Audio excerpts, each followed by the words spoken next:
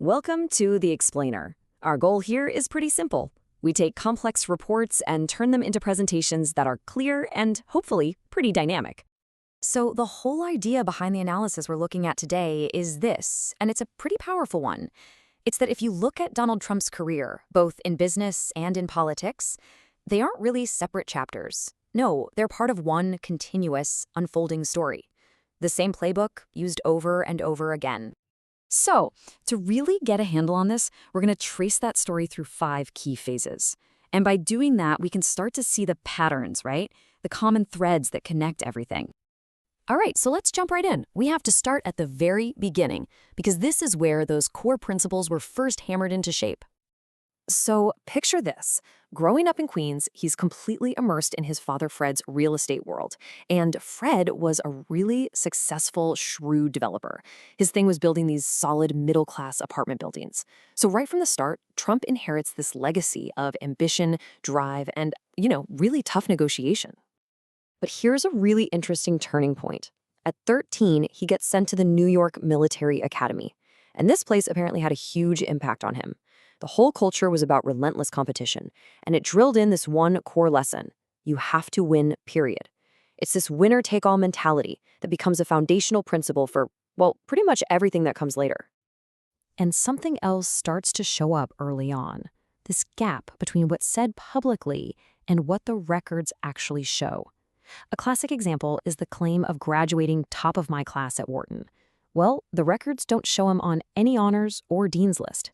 And this idea of shaping your own narrative, regardless of the facts, that's a key theme we're definitely going to see again.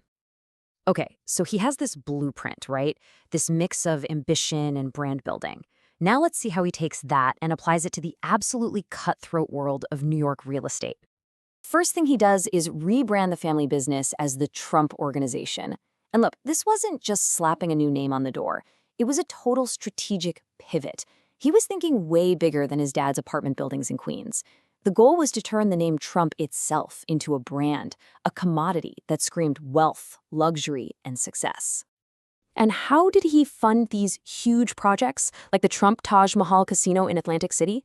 Well, often with massive, and I mean massive amounts of high-risk debt. Just for the Taj Mahal, we're talking about a staggering $675 million in junk bonds alone. It's a perfect example of his incredibly high-stakes financial strategy.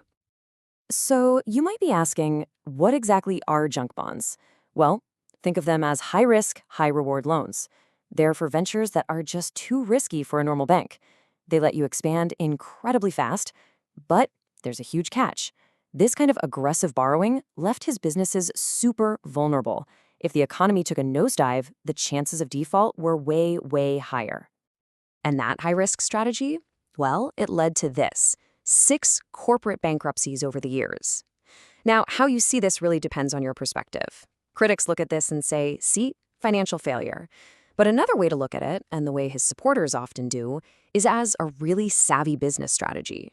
It's a way to legally shed massive amounts of debt and restructure, which can be a smart move in a crazy volatile industry like casinos. And the absolute key to making that work, the secret weapon in the playbook, really, was his use of corporate structures like LLCs, or limited liability companies. This is so important to understand. It's how we can navigate these huge financial storms. These were corporate bankruptcies, not personal ones.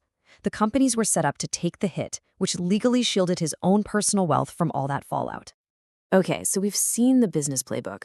Now, what happens when you take those exact same strategies, leveraging a powerful brand, completely dominating the media, taking calculated risks, and apply them to the national political stage? Let's take a look.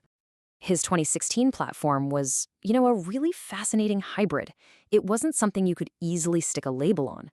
On one hand, you had these populist, nationalist ideas: build a wall, tear up trade deals like NAFTA. But then on the other hand, you had very traditional Republican goals: big tax cuts, appointing conservative judges. And it was this unique fusion that brought together a brand new and incredibly powerful political coalition. And then there's the media. His use of social media, these huge rallies, and let's be honest, just really provocative statements, it was masterful from a media perspective. It generated an estimated $2 billion in free media coverage. Think about that. By constantly creating controversy, He just owned the news cycle day after day, leaving his rivals in the dust. And that same duality carried right into the presidency. He pushed through major conservative legislative wins, like the huge 2017 tax cuts. But at the very same time, he was completely upending decades of American foreign policy with his America First approach, pulling out of international agreements and really challenging those long-standing alliances. All right, there's another thread that runs through this entire story, from his very first business deals all the way to his post-presidency. And that is a very, very long and complicated relationship with the legal system. I mean, just look at the number, over 4,000 lawsuits. It's staggering. But the real insight here isn't just the number of suits. It's about how the legal system was used. It wasn't always just about winning or losing a case. Litigation itself became a tactic. It was a tool for leverage, a way to bog down opponents, to delay and deter, and maybe most importantly, it was a PR platform, a way to fight battles and control the story in the court of public opinion. And of course, since leaving office, he became the first former U.S. president to ever face criminal indictments. This has created a really unprecedented and complex legal situation. As of 2025, the outcome is a mixed bag. There's a conviction in the New York State case. 2 federal cases were dismissed, one on procedural grounds, the other based on DOJ policy. And the case down in Georgia has been paused indefinitely.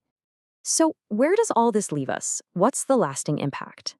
Well, as you can probably guess, his legacy is the subject of some very intense debate. Scholars have really different, competing takes on what his effect has been on American politics and its institutions. Generally, academics tend to look at his impact through one of 3 main lenses. The first view is that he's an aberration, basically a temporary blip, and that things will eventually go back to normal. The second view sees him as a truly transformative figure, someone who has permanently reshaped the presidency and the Republican Party. And then there's the third view, that he's a symptom of much deeper trends that were already there, things like intense political polarization and widespread economic anxiety. But here's the thing. No matter which of those lenses you look through, some of the impacts are just undeniable. He has absolutely shifted the entire platform and priorities of the Republican Party. He's exposed how fragile some of our unwritten democratic norms, people call them guardrails, really are. And he's fundamentally changed how social media is used in politics. Those things are not really up for debate. So, as we wrap this up, it all comes down to a pretty big, provocative question. This whole continuous story, this playbook applied over and over. What does it reveal about the American system itself?